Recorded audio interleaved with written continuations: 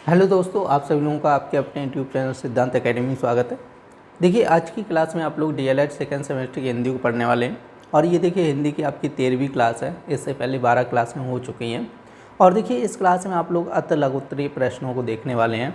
तो क्लास को स्टार्ट करने से पहले जिन लोगों ने अभी तक चैनल को सब्सक्राइब नहीं किया है, कृपया आप लोग चैनल को सब्सक्राइब कर लें। और देखिए, ज़्यादा से ज़्यादा शेयर कीजिएगा, जिससे कि ज़्यादा से ज़्यादा लोग जुड़ सकें।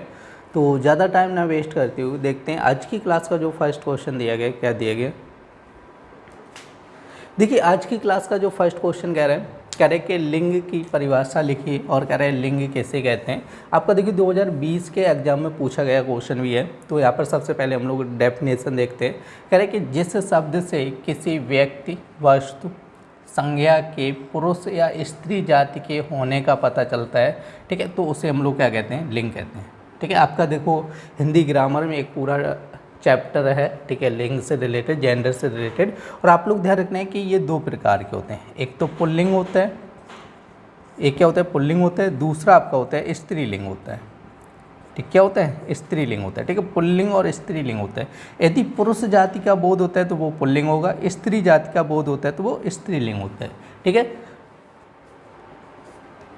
देखिए नेक्स्ट क्वेश्चन कह रहा है हिंदी में समास के कितने प्रकार होते हैं। तो आप लोगों को देखो, पिछली क्लास में और कई क्लास में आप लोगों को बता चुका हूँ कि समास कितने भेद होते हैं, 6 भेद होते हैं। ठीक है, एक तो द्वंद्व समास, द्विगु समास, तत्पुरुष समास और कर्मधारय, अव्ययीभाव, बहुब्रीहि। ठीक है, आप लोग हमेशा ध्यान रखना है समास के कितने भेद होते हैं, 6 भेद होते हैं। ठीक है, तो द्वंद्व समास में क्या होता है, आप पहचानोगे कैसे कि ये द्वंद्व समास है। तो आप लोगों को बताया था योजक चिन्ह लगा होगा। योजक चिन्ह मतलब होता है माइनस जैसा चिन्ह लगा होता है। ठीक है, द्विगु समास में क्या होता है कि पूर्व पद क्या होता है, आपका पूर्व पद संख्यावाचक होता है। ठीक है, संख्यावाचक होता है, आप लोग ध्यान रखना है। और तत्पुरुष समास में क्या होता है कि कारक का लोप होता है। क्या होता है, कारक का लोप होता है, मतलब उसमें कारक दिए जाते हैं। और आप लोगों को पता होंगे कारक कितने प्रकार के होते हैं, 8 प्रकार के कारक होते हैं। क्लियर नहीं। अब हम लोग बात करते हैं कर्मधारय समास। ठीक है, तो कर्मधारय समास में क्या होता है कि पूर्व पद, ठीक है, पूर्व पद विशेषण होता है। क्या होता है, पूर्व पद विशेषण होता है। ठीक है, अब उसके बाद बात करते हैं अव्ययीभाव समास। तो अव्ययीभाव समास क्या होता है कि इसमें उपसर्ग का प्रयोग किया जाता है। किसका प्रयोग किया जाता है, उपसर्ग का प्रयोग किया जाता है। बहुब्रीहि समास में क्या होता है कि किसी तीसरे की प्रधानता होती है। इसमें क्या होती है, किसी तीसरे की प्रधानता होती है। ठीक है, कोई मतलब तीसरा पद क्या होता है, प्रधान पद होता है। ठीक है, तो आप लोग ध्यान रखना है कि समास 6 प्रकार के होते हैं। ठीक है, तो आप लोग देखो नोट करना चाहो तो नोट भी कर सकते हैं, और बता दिया कि आप लोग कैसे पहचानोगे। देखिए नेक्स्ट क्वेश्चन कह रहे हैं कि पत्र कितने प्रकार के होते हैं और पत्र के प्रकार बताइए। आपका देखो अथवा करके क्वेश्चन भी पूछा है। पहले तो लिखा है पत्र कितने प्रकार के होते हैं, और दूसरा 2022 में ही पूछा गया पत्र के प्रकार बताइए। ठीक है, तो आपका 2022 में पूछा गया क्वेश्चन है। तो देखो यहाँ पर आपका आंसर दिया गया, कह रहे कि विषय वस्तु एवं शैली के आधार पर पत्रों को कह रहे हैं दो वर्गों में वर्गीकृत किया गया। मतलब कितने भागों में बांटा गया, 2 भागों में बांटा गया। तो फर्स्ट आपका होता है औपचारिक, नेक्स्ट होता है आपका अनौपचारिक। देखो औपचारिक मतलब क्या होता है कि जो पत्र कार्यालय, ठीक है, कामकाज के लिए लिखे जाते हैं। कार्यालय मतलब क्या होती है कि जो ऑफिस वर्क के लिए जो पत्र लिखे जाते हैं, जैसे कि सूचना भेजनी होती है, तो एक कार्यालय से दूसरे कार्यालय के लिए सूचना भेजनी होती है, तो क्या होता है, पत्र लिखा जाता है। ठीक है, तो ये कार्यालय के कामकाज के लिए जो पत्र लिखे जाते हैं उनको बोला जाता है औपचारिक पत्र बोला जाता है। ठीक है, आप लोग ध्यान रखना है इस चीज़ को। अनौपचारिक पत्र का मतलब इसको निजी पत्र भी बोल देते हैं, कि निजी पत्र बोल देते हैं इसको, पर्सनल पत्र होता है।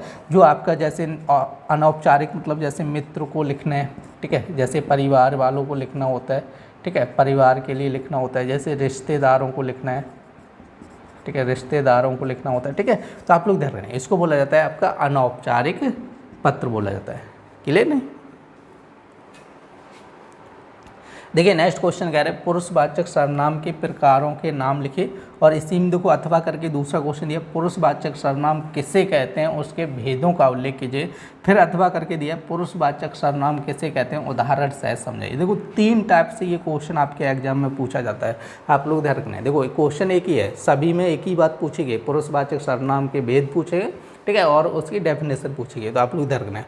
देखो पुरुषवाचक सर्वनाम क्या होता है कि जिन सर्वनाम शब्दों का प्रयोग वक्ता, ठीक है, वक्ता का मतलब क्या होता है कि जो बोलने वाला होता है, वक्ता दूसरों के लिए या खुद के लिए प्रयोग किया जाता है, उसे हम लोग क्या कहते हैं, पुरुषवाचक सर्वनाम कहते हैं। ठीक है, जैसे क्या होता है कि हम आपको पढ़ा रहे हैं तो आपके लिए हम लोग क्या बोल रहे हैं, आप बोल रहे हैं, जैसे तुम बोलेंगे, तुम्हारा बोलेंगे, तो ये सब क्या हो गया, ठीक है, दूसरे के लिए हो गया। खुद के लिए क्या होता है, मैं, हम, हमने, ऐसे बोलते हैं, तो ये खुद के लिए हो गया। तो पुरुषवाचक की डेफिनेशन क्या है कि जिन सर्वनाम शब्दों का प्रयोग वक्ता द्वारा दूसरों के लिए कह रहे हैं और खुद के लिए प्रयोग किया जाता है, उसे हम लोग क्या कहते हैं, पुरुषवाचक सर्वनाम कहते हैं। क्लियर नहीं? अब हम लोग बात करते हैं सर्वनाम, पुरुषवाचक सर्वनाम के भेद की बात करते हैं। तो आप लोग हमेशा ध्यान रखना, पुरुषवाचक सर्वनाम के कितने भेद होते हैं, 3 भेद होते हैं। ठीक है, कितने भेद होते हैं, 3। एक तो होता है देखो उत्तम पुरुष, मध्यम पुरुष, अन्य पुरुष होता है। उत्तम पुरुष मतलब होता है बोलने वाला, ठीक है, जो व्यक्ति बोलता है खुद के लिए, जैसे मैं और हम, ठीक है, तो ये हो गया उत्तम पुरुष। मध्यम पुरुष होता है जिसे बोला जाए, ठीक है, जिसे बोला जाए मतलब जैसे कोई सामने दूसरा व्यक्ति होगा उससे ही तो बोला जाएगा, तो उसके लिए जो शब्द यूज होता है, जैसे तू होता है, तुम होता है, आप होता है, तो ये सब बोलते हैं मध्यम पुरुष हो जाता है। ठीक है, आप लोग देख रहे हैं। अन्य पुरुष मतलब क्या होता है, जिसके विषय में बोला जाए। जिसके विषय का मतलब क्या होता है कि जैसे 2 व्यक्ति आमने सामने बात कर रहे हैं, ठीक है, 2 व्यक्ति बात कर रहे हैं और एक ऐसे व्यक्ति की बात कर रहे हैं जो वहाँ पर उपस्थित नहीं है, ठीक है, क्या है, अब अनुपस्थित है, उस व्यक्ति की बात कर रहे हैं और उसके लिए जो शब्द प्रयोग किए जाएंगे उनको बोला जाता है अन्य पुरुष। जैसे आपका हुआ है वे, उसने, उन्होंने, ठीक है, तो आप लोग ध्यान रखना है। और देखिए इसके बारे में बहुत डिटेल से कई बार आप लोगों को क्वेश्चन बता चुका हूँ सर्वनाम से रिलेटेड, ठीक है, और जो लोग पहली बार क्लास देख रहे हैं तो सबसे पहले देखो आपकी ये 13वीं क्लास है, इससे पहले 12 क्लासें हो चुके हैं। ठीक है, तो आप लोगों को क्या करना है कि फर्स्ट क्लास से लेकर आप लोग कंटिन्यू एक एक करके सारी क्लासें देखें तो पूरी हिंदी आपकी कंप्लीट हो जाएगी। ठीक है, और देखो क्लास पसंद आ रही तो शेयर भी करते चलें ज़्यादा से ज़्यादा। ठीक है, तो ये आपका क्वेश्चन नंबर 16 था, तो आप लोग नोट करना चाहो तो नोट कर लें। देखिए नेक्स्ट कह रहे हैं कि अभी उपसर्ग जोड़कर 4 शब्द बनाइए। तो अभी उपसर्ग आपको बताया था शब्द से कहाँ जुड़ता है, शब्द के पहले जुड़ता है। ठीक है, आप लोग ध्यान रखना, शब्द के पहले जुड़ेगा।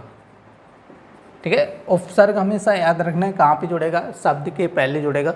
जैसे कह रहे हैं अभी प्लस वादन, तो अभिवादन हो गया। जैसे अभी प्लस इष्ट, तो अभीष्ट हो गया। जैसे अभी प्लस मान, अभिमान हो गया। अभी प्लस अर्थी मतलब अभ्यर्थी हो गया। ठीक है, तो आप लोग ध्यान रखना।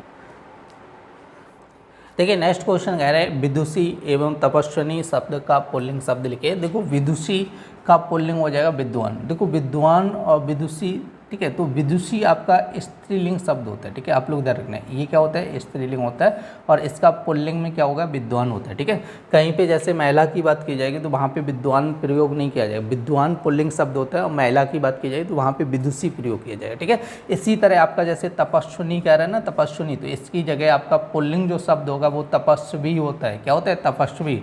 ठीक है, पुरुष के लिए तपस्वी यूज किया जाएगा और स्त्री के लिए क्या किया जाए, तपस्विनी यूज किया जाएगा। ठीक है, देखिए नेक्स्ट क्वेश्चन कह रहे हैं निम्नलिखित शब्दों के शुद्ध रूप लिखिएगा। अब जैसे यहाँ पे देखो ये लिखा था, यहाँ पे प्रिया लिखा था, तो कोई ये गलत लिखा तो इसका शुद्ध प्रिया हो जाएगा। जैसे बुद्धिमान लिखा है यहाँ पे, बुद्धिमान, बुद्धिमान बुद्धिमान होता है। ठीक है, धा बनना आता है, दा बनना, तो इसका ये देखो हो गया बुद्धिमान। अब श्रीमती नहीं होता है, श्रीमती लिखा है, बड़ी ई की मात्रा लगती है, श्रीमती होता है। अब कह रहे दो उत्सव, तो यहाँ पे उत्सव ऐसा लिखा जाएगा। आप लोग ध्यान रखना है, ये आपके क्वेश्चन एग्जाम में पूछे जाते हैं। ठीक है, आपका यहाँ पर ऊपर देखो अशुद्ध लिखा है, सभी में गलत लिखा है, आपको शुद्ध करके यहाँ पे नीचे लिखना है, आंसर में लिखना है। देखिए नेक्स्ट क्वेश्चन कह रहा है भाववाचक संज्ञा किसे कहते हैं, उदाहरण सहित लिखेगा भाववाचक संज्ञा। तो यहाँ पे देखो डेफिनेशन दी, जिन संज्ञा शब्दों से किसी व्यक्ति, वस्तु, ठीक है, पदार्थ, गुण, दोष या दशा का बोध होता है तो उसे हम लोग क्या कहते हैं, भाववाचक संज्ञा कहते हैं। और आप लोगों को कई बार समझा चुका हूँ भाववाचक। देखो संज्ञा, सर्वनाम, विशेषण सारे टॉपिक आपके क्लियर करा चुका हूँ। ठीक है, तो यहाँ पर देखो भाववाचक संज्ञा आप लोगों को बताया था कि जो भाव जागृत होता है हमारे हृदय के अंदर, जो भाव जागृत, जो फीलिंग जागृत होती है उसी को भाववाचक संज्ञा बोला जाता है। ठीक है, कोई मतलब किसी वस्तु को नहीं बोला जाता है, हमारे अंदर जो भाव जागृत होगा। ठीक है, जैसे किसी गरीब को देख के हमारे अंदर जैसे भाव जागृत होगा। ठीक है, किसी गरीब व्यक्ति को देख लें, उसकी गरीबी देख के भाव जागृत होगा कि नहीं होगा, समझाए ना। तो भाव क्या होता है कि हमारे हृदय के अंदर जागृत होता है, समझे ना। तो भाव अब किसी भी व्यक्ति की जैसे दशा को देख के हो सकता है जागृत, ठीक है, जैसे किसी गुण को देख के जागृत हो सकता है, जैसे कोई व्यक्ति है बहुत ही ईमानदार है, ठीक है, तो उसके लिए हमारे हृदय के अंदर भाव जागृत हो जाएगा, देखो कितना ईमानदार है। तो ईमानदार क्या है, उसका गुण है, याद रखना है, ठीक है। तो देखो यहाँ पर जैसे उदाहरण दिए गए, आप लोग हमेशा ध्यान रखो, पहले तो भाववाचक संज्ञा ध्यान रखना है कि हमारे एक तरीके से ये समझ लो सॉफ्टवेयर होता है, क्या होता है, सॉफ्टवेयर। आप लोगों को कई बार बताया होगा, सॉफ्टवेयर मतलब हम लोग इसको छू के या पकड़ के नहीं देख सकते हैं, छू नहीं सकते, ठीक है, सिंपल भाषा में क्या कर सकते, छू नहीं सकते, पकड़ नहीं सकते, ठीक है। अब जैसे अगर किसी वस्तु की बात की जाएगी तो उसको तो पकड़ के देख लोगे ना, सही।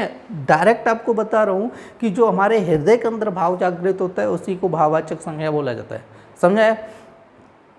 अब देखो जो फीलिंग आपके हृदय में किसी भी व्यक्ति को देख के जागृत होगी, जैसे बचपन है, ठीक है, बचपन शब्द क्या होता है, भाववाचक हो जाता है। और आपका जैसे बुढ़ापा, क्रोध, हंसी, खुशी, ईमानदारी और मोटापा, तो आप लोगों को बताए थे, देखो एक तो बताया था जैसे बड़ी ई आ जाएगा, जैसे बड़ी ई, जैसे त्वा, बड़ा ता आ जाएगा, ठीक है, और जैसे आ जाएगा।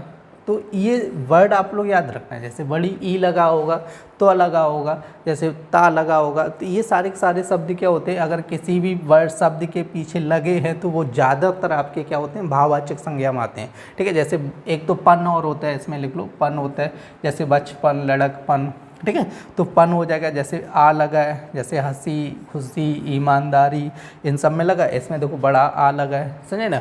तो ज़्यादातर आपका देख लो इसमें जैसे बड़ा आ, बड़ी ई, बड़ी ई लगा कि नहीं लगा, तो आप लोग यहाँ से आप लोग समझ सकते, पहचान सकते कौन सा शब्द भाववाचक संज्ञा का है, क्लियर नहीं। तो यदि आप लोग नोट करना चाहते हो तो नोट भी कर सकते हैं। देखिए नेक्स्ट कह रहा है कि सम उपसर्ग से बनने वाले दो शब्द लिखेगा, तो देखो दो शब्द पूछा है, सम प्लस गीत संगीत हो जाएगा, जैसे सम प्लस मान सम्मान हो जाएगा, जैसे सम प्लस विधान होता है, क्या होता है, सम प्लस विधान, तो हो जाता है संविधान, क्या हो जाएगा, संविधान हो जाएगा। जैसे सम प्लस गति हो जाता है, तो सम प्लस गति क्या हो जाता है, संगति हो जाता है, संगति हो जाता है, ठीक है। तो इस टाइप से बहुत सारे शब्द बनते हैं, ठीक है। सम क्या होता है, एक तरीके से उपसर्ग होता है, और उपसर्ग आप लोगों को कई बार बता चुका हूँ, उपसर्ग कहाँ लगता है, शब्द के आगे लगता है। देखिए नेक्स्ट क्वेश्चन कह रहा है प्रकृति का सुकुमार कवि किसे कहते हैं, तो आप लोग याद रखना है ये सुमित्रा नंदन पंत को प्रकृति का सुकुमार कवि कहते हैं। देखिए नेक्स्ट क्वेश्चन कह रहे हैं पंच परमेश्वर कहानी के लेखक का नाम लिखे, तो पंच परमेश्वर के आप लोग ध्यान रखना है प्रेमचंद। देखो प्रेमचंद ने पंच परमेश्वर के अलावा बहुत सारी, ठीक है, पुस्तकें लिखी, जैसे आपका एक तो गोदान हो जाता है, गोदान, जैसे गबन, जैसे कर्म भूमि, जैसे रंग भूमि। देखो इम्पॉर्टेंट बता रहा हूँ, वैसे तो बहुत सारी लिखी हैं, जैसे आपकी एक तो निर्मला होती है, ठीक है, तो आप लोग ध्यान रखना है, जैसे गोदान, कवन, कर्मभूमि, रंगभूमि, निर्मला, ये सारी इंपॉर्टेंट हैं, आप लोग नोट कर लेना, ठीक है। तो पंच परमेश्वर भी किसने लिखी, मुंशी प्रेमचंद ने लिखी है। देखिए नेक्स्ट क्वेश्चन कह रहा है कि अंधे की लकड़ी होना मुहावरे का अर्थ स्पष्ट करते हुए अपने वाक्य में प्रयोग कीजिएगा। देखो अंधे की लकड़ी होना का मतलब होता है एकमात्र सहारा होना, ठीक है, इसका अर्थ क्या हो जाएगा, अंधे की लकड़ी होने का मतलब एकमात्र सहारा होना। अब इसका देखो वाक्य प्रयोग करें, मोहन अपने बूढ़े माता पिता के लिए क्या करें, अंधे की लकड़ी है, एक सेंटेंस बनाए, मोहन अपने बूढ़े माता पिता के लिए अंधे की लकड़ी है। बूढ़े माता पिता को क्या चाहिए, एक सहारा चाहिए, और मोहन अकेला क्या है आपका, कह रहे बूढ़े माता पिता के लिए अंधे की लकड़ी है, एकमात्र सहारा है, मतलब ये हुआ, ठीक है। अंधे की लकड़ी होने का मतलब क्या होता है, एकमात्र सहारा होना, तो मोहन क्या है, बूढ़े माता पिता का एक सहारा है, क्लियर रखने। देखिए ये DLED सेकेंड सेमेस्टर हिंदी की क्लास थी, उम्मीद करते हैं आप लोगों को क्लास पसंद आई होगी। यदि क्लास पसंद आई तो कृपया लाइक करें, और देखिए ज़्यादा से ज़्यादा शेयर कीजिएगा जिससे कि ज़्यादा से ज़्यादा लोग जुड़ सकें। फिर मिलते हैं ऐसी नेक्स्ट क्लास में, तब तक के लिए धन्यवाद।